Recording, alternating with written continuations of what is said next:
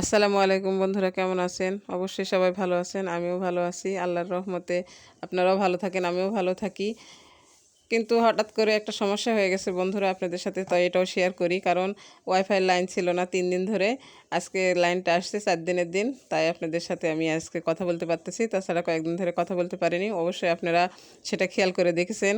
যদি আমার সাথে আমার চ্যানেলটা যদি আপনারা দেখে থাকেন, আমার ভিডিওগুলো যদি দেখে থাকেন, তো অবশ্যই জানতে পারবেন যে আমার ভিডিওগুলো কয়েকদিন ধরে আপলোড হচ্ছেন না, তাই আজকে আপলোড করতেছি। তো অবশ্যই ভালোভাবে দেখবেন। তো আমি দেখেন এগুলো দেখাচ্ছি আপনাদের, যে কিছু কথা বলা হবে আর কিছু দৃশ্য দেখা হবে।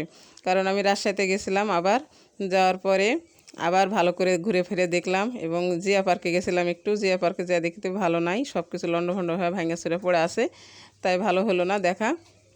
তো একটু স্পিড বোর্ডে চড়লাম, আবার ওই পার্কের সামনে একটু দেখলাম ফলমূল গাছ, কিছু ফুল ফলের গাছ। আর নদীটা একটু ভালো আছে, তাও পানি টানিগুলো নষ্ট হয়ে গেছে, তেমন ভালো নাই। তারপরে ঢুকছি যখন তখন একটু দেখি আর আপনাদেরও একটু দেখাই, তাই এই যে কথা বলতেছিলাম।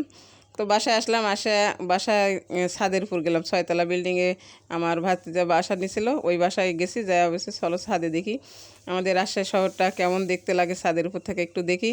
তাই দেখতে এলাম, এসে দেখি ওরে বাবা রে বাবা, সব খালি বিল্ডিং, 2তলা 3তলা 4তলা 5তলা 6তলা 8তলা 10তলা। আল্লাহ, এগুলো কখনোই দেখিনি। দেখে তো আমি অবাক, যে মনে হয় যে এটাই আমাদের বেস্ট, মনে হয় বেস্টে আইলাম। যদি এরকম কোনো একটা যদি বিল্ডিংয়ে থাকতে পারতাম, জীবনটা হয়তো সার্থক হতো। আমাদের বাড়িতে কত ধরনের গাছ বাড়ির আশেপাশে পড়ে থাকে, নোংরা হয়ে থাকে, দেখতে ভালো লাগে না। ওমা, এখানে আসে দেখি সবার ছাদে ছাদে গাছ, লেবুর গাছ, ফুলের গাছ, ফল ফুলের গাছ, সবজির গাছ, সব কিছুই আছে। কিন্তু আমাদের দিকে কত গাছ গাছালি পড়ে আছে মাটির, কেউ তার কদর বোঝে না। আর এখানে কত যত্ন সহকারে, কত পানি টানি দিয়ে গাছ গাছালি করে রাখছে। তো শহরের মানুষেরা কত সুন্দর। এই তো আবার রাস্তায় বের হলাম, যে রাজশাহী শহরটা একটু ঘুরে দেখি। ঘুরতে বের হয়ে দেখলাম সন্ধ্যা সন্ধ্যা হয়ে গেছে। অটো চড়েছি, অটো চড়ার পরে যে ঘুরতেছি ওমা, কখন যে সন্ধ্যা হয় কখন যে রাত হয় আমি তো টেরই পাচ্ছি না। আমি খালি এদিক ওদিক দেখতে আসি, এই গাড়ি, এই ঘোড়া, এই বিল্ডিং, এই মেডিকেল, এটা ওটা আমাকে বলতে আসে, আমি দেখতে আসি, কখন যে রাত হয়ে গেছে আমি টেরই পাইনি। শহর বুঝি এমনই হয়।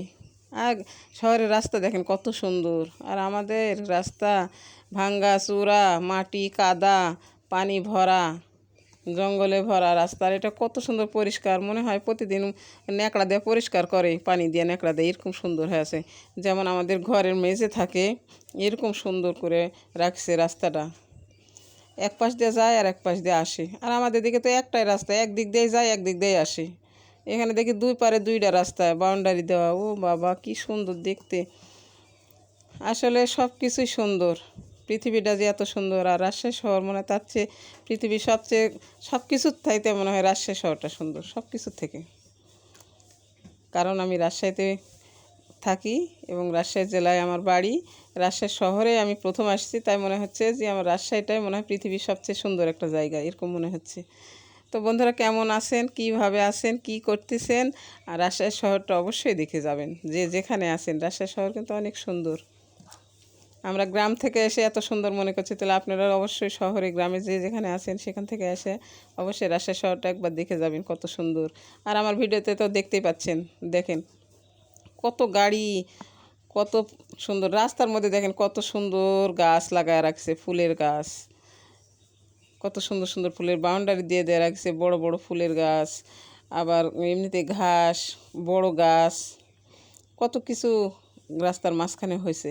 আর কত যত্ন সহকারে রাখছে, কত সুন্দর ঝকঝকে চকচকে, কি সুন্দর পরিষ্কার রাজশাহী শহর, তাই না?